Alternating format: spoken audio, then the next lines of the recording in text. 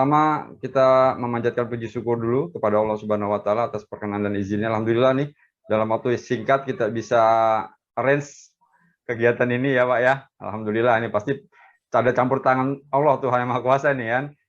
Sehingga bisa terlaksana gitu, Pak. Kan ada waktu, Pak Riswanto juga waktunya pas gitu kan, dan kita bisa selenggarakan kegiatan ini.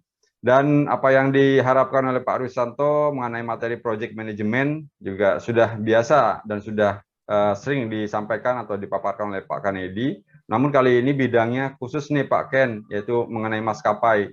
Tadi sudah disampaikan bahwa beliau, Pak Riswanto ini adalah salah seorang yang masih bertahan di Merpati Airlines ya Pak ya, Pak Riswanto ya.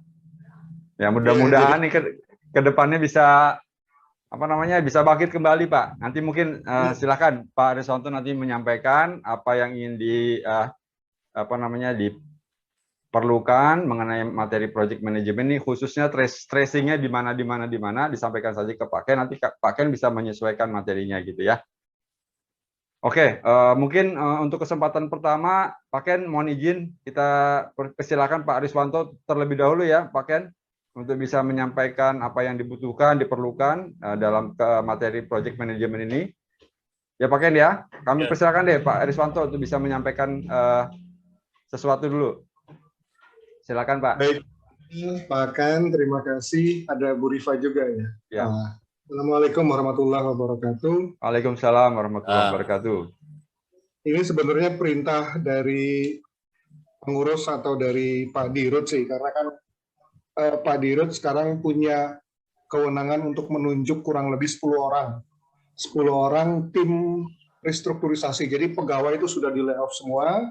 Jadi diambil lagi 10 orang untuk mendampingi Pak Dirut karena dari 3 nomenklatur 2 direksi sudah mengundurkan diri, Pak. Karena kan perusahaan tidak beroperasi, manalah mungkin dapat income kan. Nah, akhirnya tidak bergaji. Jadi dicari yang The Last Mohican The Last Samurai. The Last Samurai. Dia orang-orang yang yang nekat lah. Cuma karena saya pernah memimpin proyek dulu di tahun 2008 tentang penerapan manajemen kinerja, nah seolah-olah mampulah gitu kan. Nah sekarang berbeda, kalau dulu kan manajemen kinerja cuma kebijakan. Nah, kalau sekarang kan memang import aset, pesawat-pesawat dari luar ke dalam. Nah itu kan ada project, ada angkanya lah yang harus dipertanggungjawabkan gitu. Nah dari sekian tipe pesawat, mana yang paling optimal dioperasikan di kondisi pasar yang saat ini? Karena ya di maskapai itu Pak, net profit marginnya paling kecil Pak. Itu 5% Pak. Jadi kalau bercandanya orang-orang tuh kalau mau nawarin ke para miliarder, Bapak mau jadi jutawan nggak? Nah, bisnis lah maskapai atau aviasi. Karena net profit margin kami itu nggak lebih 5-6% gitu ya. Jadi ya apalagi kalau misalnya maskapai yang sudah karakteristik bisnisnya begitu dipimpin oleh para bankir yang biasanya menikmati fasilitas yang profit marginnya mungkin lebih besar, masuk ke industri yang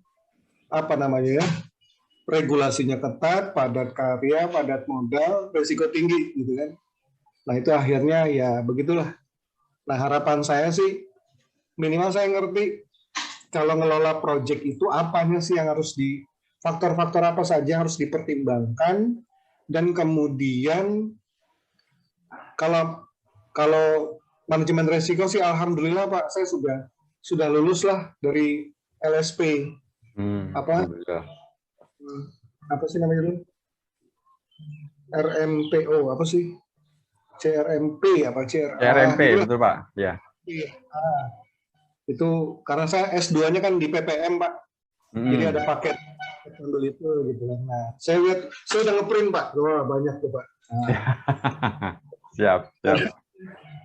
Saya masih orang jadul Pak, harus lihat fisik gitu. Jadi saya lihat ada beberapa, ini manajemen resiko sih saya sudah pernah belajar gitu kan, terus yang lain-lain. Nah, yang penting pas elaborasinya kapan kapan kita bisa memutuskan ada sih di situ ada apa NPV, ada apa lagi tuh gitu ya. Ah, itu ntar saya mau belajar banyak di situ.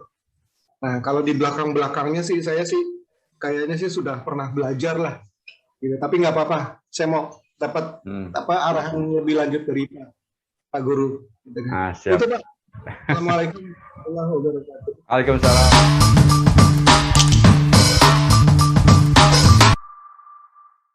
Manajemen ini adalah seni. Samping dia sebagai ilmu juga adalah seni. Jadi menjalankan proyek, Pak, manajemen proyek, betul-betul di sini seni Bapak nanti dalam menggerakkan. Gaya-gaya kepemimpinan kita di zaman sekarang ini juga harus sudah berubah. Kalau zaman dulu tuh banyak otoriter atau diktatorialnya gitu ya. Kalau zaman sekarang ini banyaknya partisipatif. Bahkan demokratis. Ini yang harus dirubah, kan harus berubah. Kenapa? Yang kita hadapi adalah anak-anak milenial ataupun bahkan generasi Z. Yang pola pikir, pola tindak mereka ini berbeda dengan saya ingat persis Pak. Kalau dulu itu ya karena ya kita memang diproyeksikan untuk jadi pemimpin gitu ya di perusahaan. Saya mengalami Pak, apa yang kita sampaikan itu kita itu nggak pernah membaca. Lu. Kenapa? Karena memang jalur komunikasi atau arus komunikasi itu dulu itu berjalannya cuma satu arah. Dari atas ke bawah. Sedangkan untuk zaman-zaman sekarang itu arus informasi itu sudah dari atas ke bawah, dari bawah ke atas.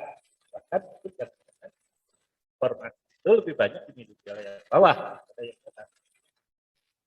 Ini jam sekarang kita bahas. Makanya gaya kita dalam memimpin, ya, karena ini ada kepemimpinannya atau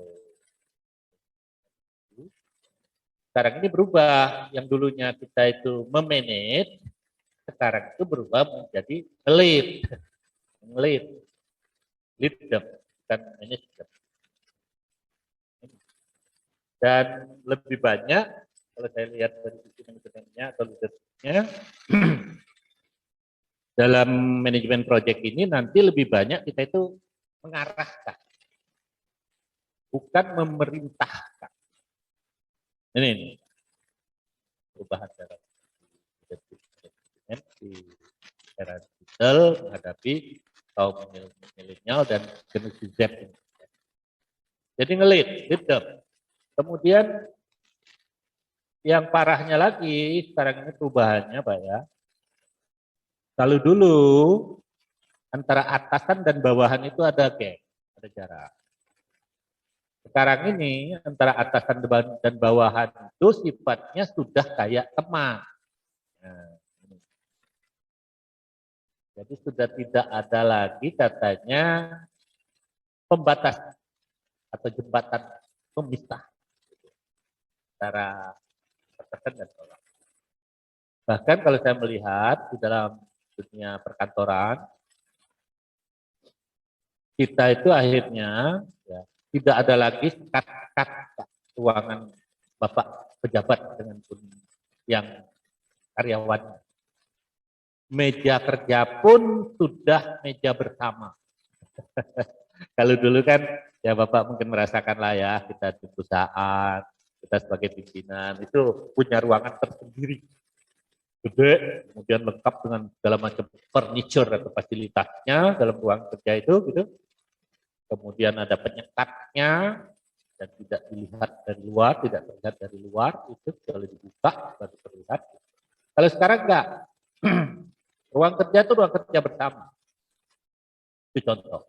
Kenapa? Karena kaum milenial atau anak muda sekarang itu lebih enak, ya istilahnya itu ya menganggap kita itu sebagai teman. Nah di situ dia lebih senang, sifatnya itu sering curhatan atau tektok kalau tektok. bicaranya itu lebih banyak ke ya dari hati-hati gitu langsung.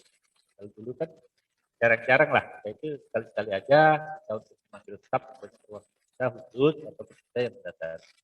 Kalau sekarang enggak, memang kita sudah bersama-sama itu, apalagi nanti dalam bentuk proyek ya kita pakai meja panjang atau meja lebar aja lah. Secara bersama-sama siapapun yang mau dudukin situ silahkan gitu.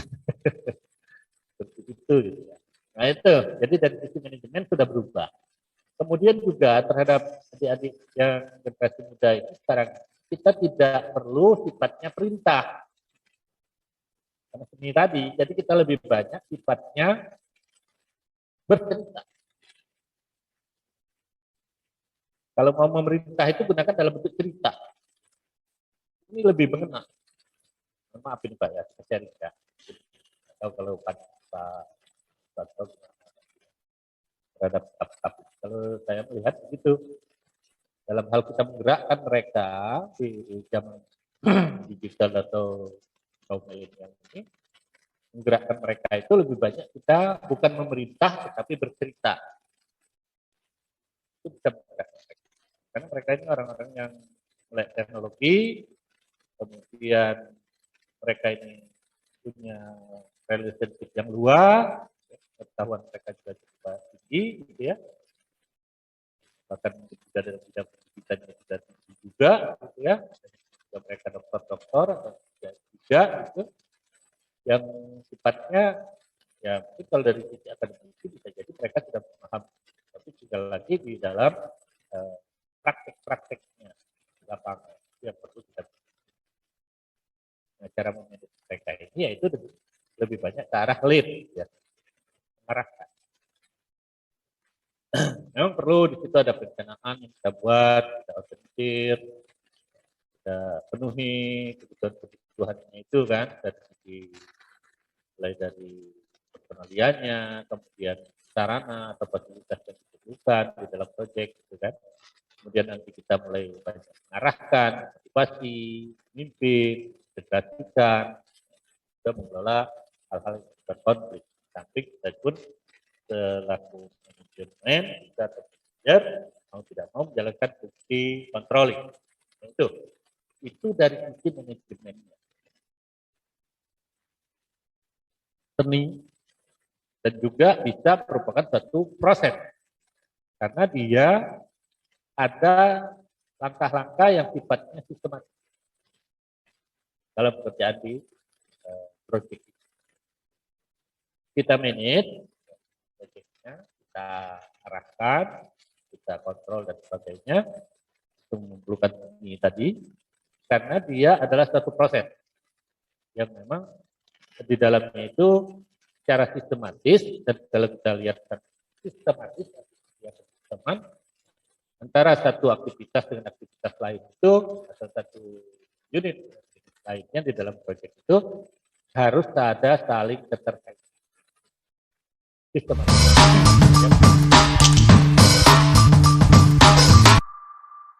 Ada Pak ya? Oke Pak, sebelum kita lanjut mungkin ke yang lain, barangkali ada Bapak apa yang perlu disampaikan dulu gitu ya, kita bilang ke-12 ya. Kita